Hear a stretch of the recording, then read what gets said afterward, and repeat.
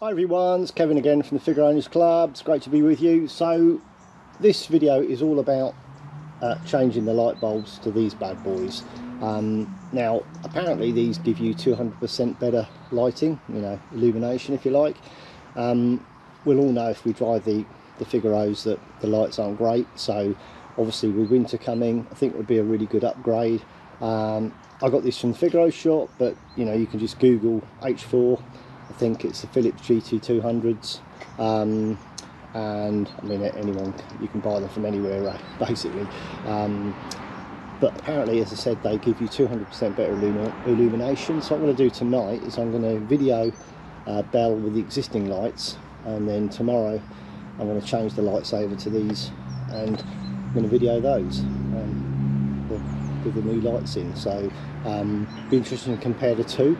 I'm hoping I can get both videos on the same video, so I've never done that before. Hopefully I can do that, just about to see the difference in the lighting. With winter coming, I think it's a really good upgrade. The lighting on the car is just not that great. We were driving home the other night through a country lane, and it's just very poor lighting compared with today's lights on today's cars, which is so good. So anyway, follow this video through and we'll see where we go with it. Cheers. Okay, so these are the original Figaro lights on dip and on beam.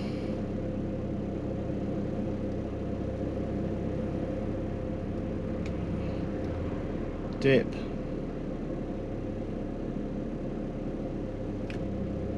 beam. Okay, so let's change the lights, the light bulbs on the car now. So to do that, obviously you need to get the bonnet up, and there's two lights. This is the side light here, the bulb at the bottom, and then this is the main headlight here. Probably good to get a pair of gloves when you're doing this sort of stuff. So you've got this like rubber shroud as well. So I'm just going to pop the camera down into there, and the way to get this off is this is a connector that connects to the back of the bulb, and what you have to do is squeeze it together. So I'm going to squeeze it together with my hands. Yeah, there she goes. So what I had to do there, you can see that's the connector, and what you have to do is just squeeze it together. So there's two little tabs here each side of it, so give that a squeeze. Probably better to show it outside the car, and then you've got that out the way. Then you've got this little rubber shroud now, and this is just to protect the headlamp from water and excess damp getting in. So to do that you have to peel that off, which is a little bit fiddly, but it can be done. There we go. So it's almost like taking a tyre off. So get your hands into the corners, and yeah, it's quite fiddly. So yeah, I did that a bit like taking a tyre off, working on the outside all the way around, and you can see it in here now. So I'm going to pull that out. There we go. So that's the shroud. It goes that way around with this little tiny lid at the top. So we'll put that to one side, and now you can see the H4 light, and you can see these two little tabs here. So all you have to do is squeeze those together and pull it up, and there we go, squeeze them together, that's it, and then they drop. That little tab will drop down, yeah. So that's the light. It's quite easy to orientate. You can see it's got three tabs on it. Let's take it out. It's probably easier to show you outside the car. So it's got three tabs on it, so it's fairly easy to orientate. You can see the top, and obviously it goes that way. Okay, we'll get the new bulb and put that in next. So these are the two different bulbs. You can see they're both H4s. This is the old one, and this is the new Phillips one. So you can see they're identical at the back, exactly the same shape, so it should all fit in fine.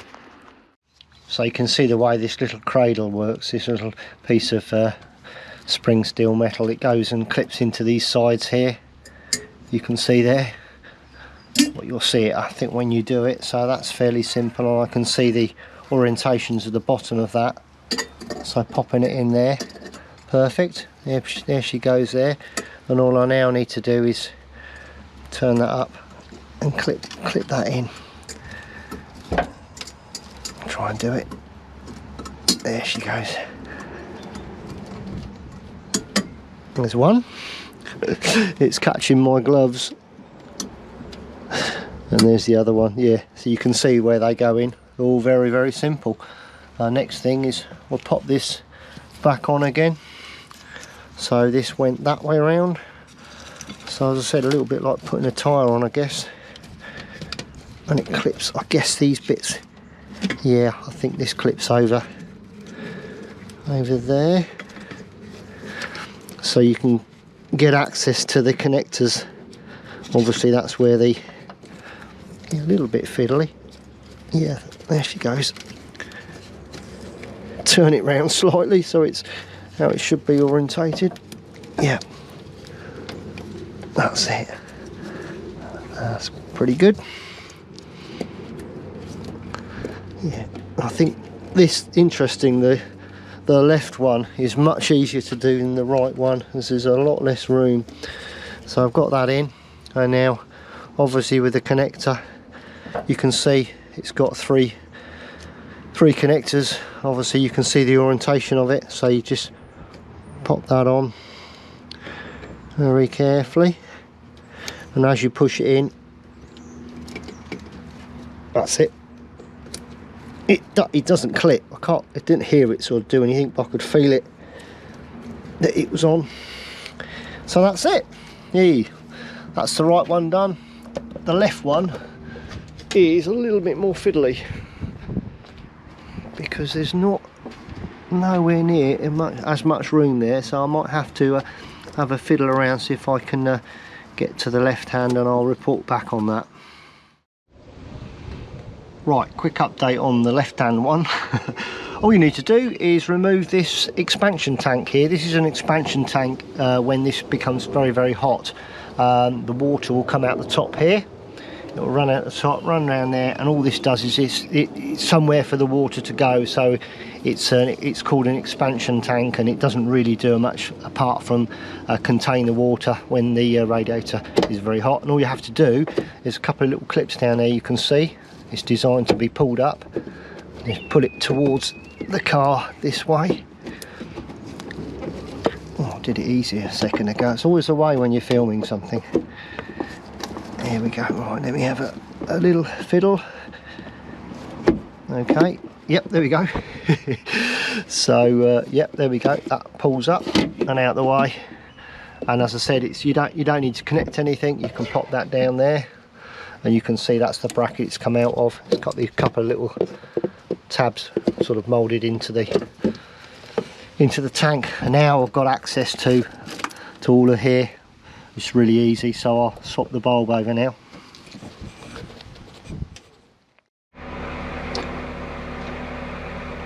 So that's both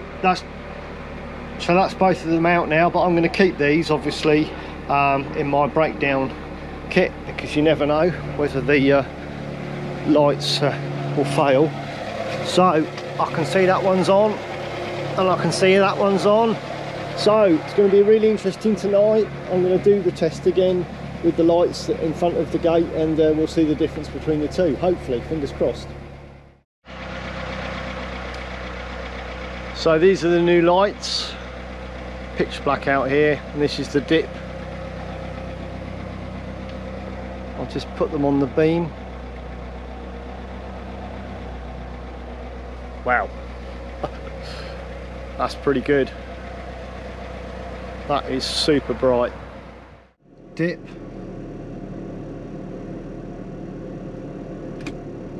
Beam.